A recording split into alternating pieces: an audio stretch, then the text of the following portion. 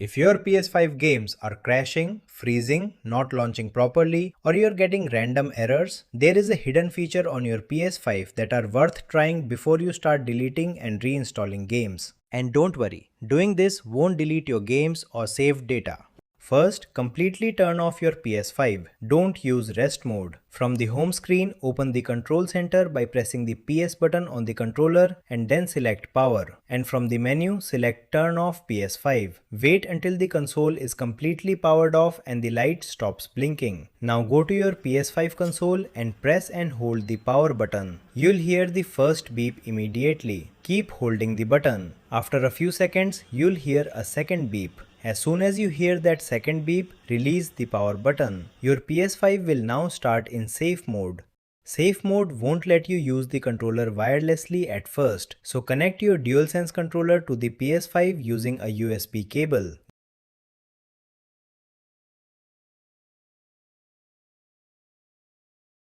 Then press the PS button on the controller. You should now see the PS5 Safe Mode menu. From the Safe Mode menu, scroll down and select Clear Cache and Rebuild Database. You'll now see two different options. We are going to start with the first one. Select Clear System Software Cache. Then confirm the option. Your PS5 will clear temporary system files and restart automatically.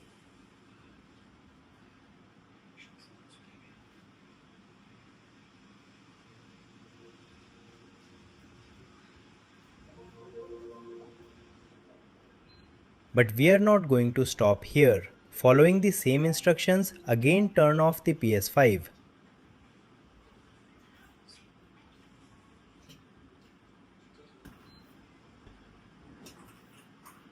Boot PS5 into safe mode and connect controller using the cable. Once you are back inside safe mode, select clear cache and rebuild database. This time choose rebuild database. Confirm the option. Your PS5 will now scan the storage and rebuild the database for the content installed on your console.